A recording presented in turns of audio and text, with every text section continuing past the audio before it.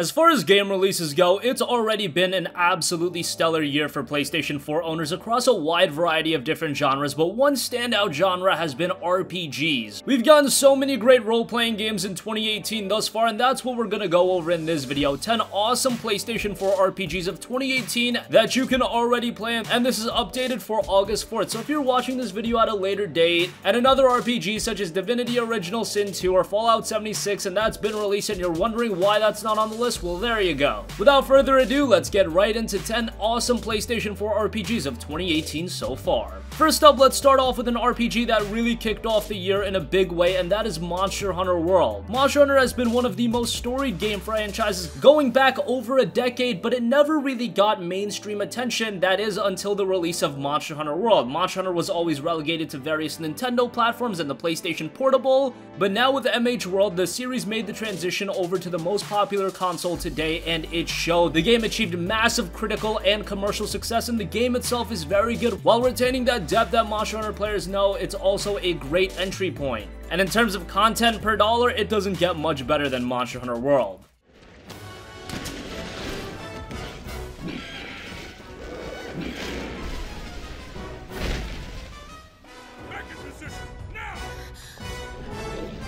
Next up, we have Dark Souls Remastered. Now, this isn't one that I really have to sell you guys on. It's Dark Souls 1, it's remastered on the PlayStation 4, and it's done very well. Now, as far as all of the remastered edition of games go, is Dark Souls Remastered one of the best? Probably not. This is a pretty by-the-books remaster, but that's enough for Dark Souls. It was released at a $39.99 budget price point. If it was released at $59.99, yes, I would have complained, but at the price point, if you're a Dark Souls fan, Dark Souls 1 is a fantastic game, and this remastered edition is even better. And you do have the downloadable content in there. It's more Dark Souls fun, and you'll never hear me complain about that.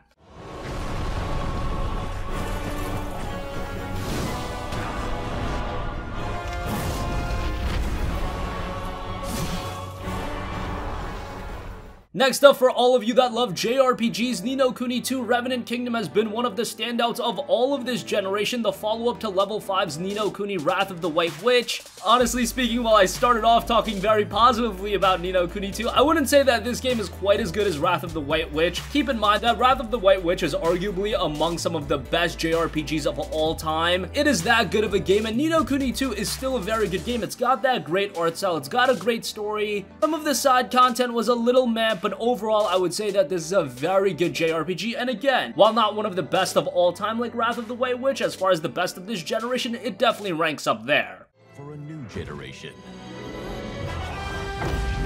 So build a kingdom.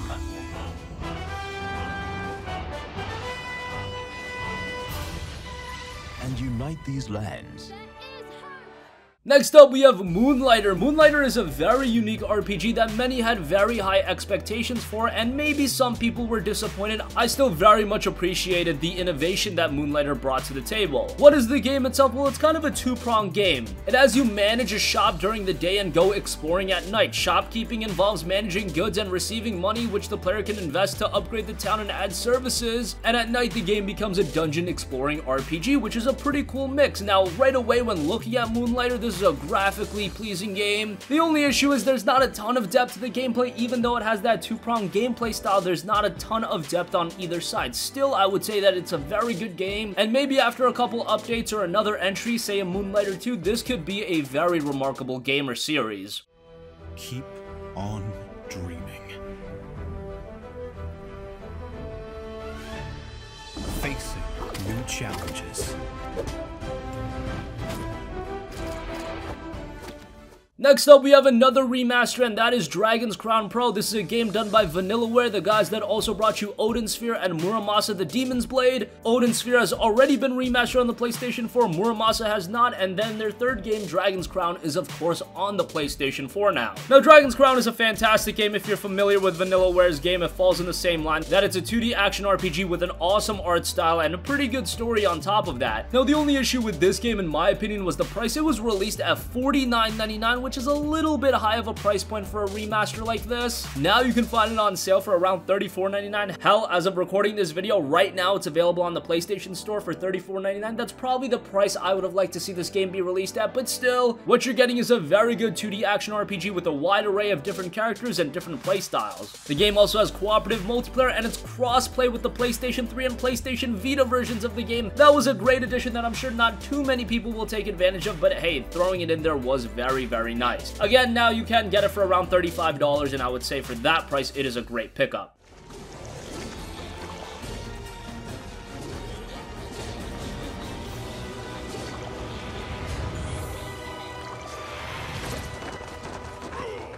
Next up is a series that I always go to bat for, and that is the Banner Saga 3. Now, the Banner Saga 3 is obviously the conclusion of the Banner Saga, so do not go into the Banner Saga 3 without playing the Banner Saga or the Banner Saga 2. This is very much a story trilogy, and you want to play the game sequentially, but when you do, it is an incredible experience, and it's so shocking to me that this hasn't become a bigger series. It's a Viking-themed turn-based RPG, just something that I feel would resonate with a lot of gamers as long as they give it a chance. If you've yet to check out the Banner Saga at all, there is a Banner Saga trilogy that is coming, and that's a great way to get all games in the series. It's a physical copy, and it's only $40, and for that price for all three of the games, it is fantastic.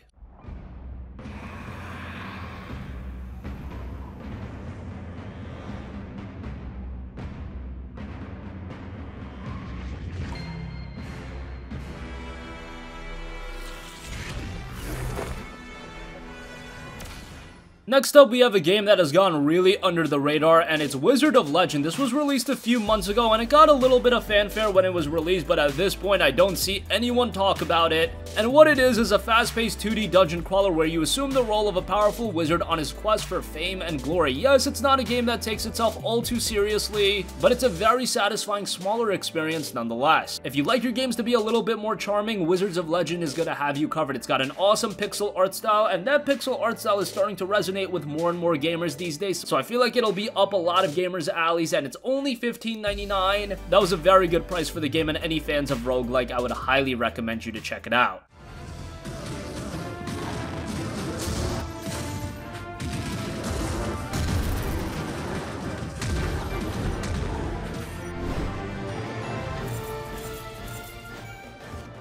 Next up, we have Digimon Story Cyber Sleuth Hacker's Memory. Digimon Story Cyber Sleuth Hacker's Memory was the follow-up to Digimon Story Cyber Sleuth, a game that I honestly didn't think would come stateside, but it did. And it did well enough for Bandai Namco to continue to localize the Digimon titles, and that's great to see. While Digimon is often compared to Pokemon, at this point they are a part of different galaxies. Digimon is obviously not in the same commercial league as Pokemon, but these Digimon Story games have been rather good. If you play Digimon Story Cyber Sleuth, Hacker's Memory is more of the same. There are actually some reused environments, which is kind of disappointing, but they did of course expand the roster of Digimon, and the story is quite good as well. Now, if you guys don't know, Bandai Namco is also bringing out another Digimon game next year called Digimon Survive, and that game looks really, really good. For now, we have Digimon Story Cyber Sleuth Hacker's Memory, and the first title to keep us busy, but if you're into Digimon, Digimon Survive is a game you should definitely have on your radar. Next up is a game that I think surprised a lot of people, and it's the action RPG in Vampyr. Yes, I know some people call it Vampyr, some people call it Vampyr. For the sake of the video, I'm gonna call it Vampyr, and we're gonna move on from that. This is a game done by Don't Not Entertainment, who also did the story-driven Life is Strange, so you can tell the studio is very good at telling great stories. Maybe they're a little inexperienced at offering compelling gameplay, because Vampyr did lack in that aspect, but in terms of atmosphere and storytelling, that is absolutely top-notch. You've got some great characters, music, ambiance.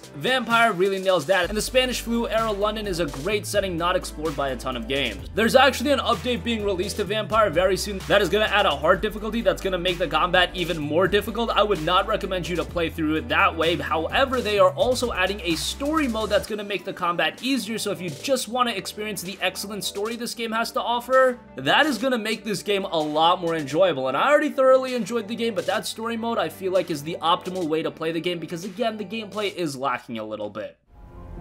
Have the very streets of London become a mausoleum? The previous symptoms leading up to this attack were the same, indistinguishable from the epidemic. No, there was something more vile in these reactions, something primitive.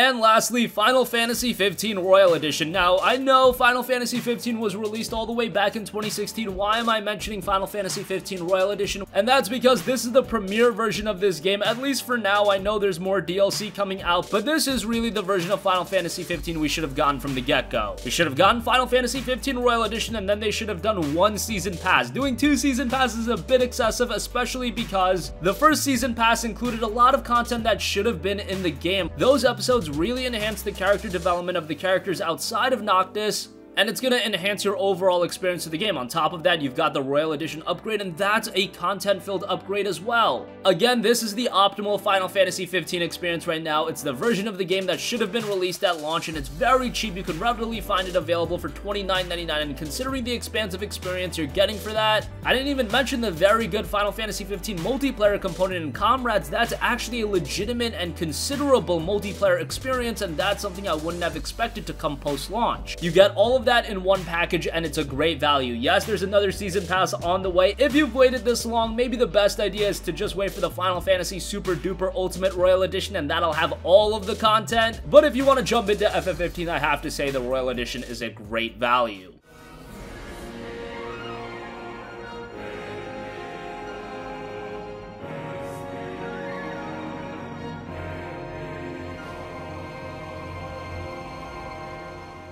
That's gonna conclude this video, the 10 best PlayStation 4 RPGs of 2018 so far. Again, this is up to August 4th. There are still many great RPGs to come. We've got Divinity Original Sin 2, we've got Fallout 76, Tales of Vesperia Definitive Edition, and I'm sure there are a ton more on top of that. We'll definitely be doing an update at the end of the year, but for now, those are the best available. That's gonna conclude this one. Sound off with your thoughts in the comment section down below. Thank you for watching, and goodbye.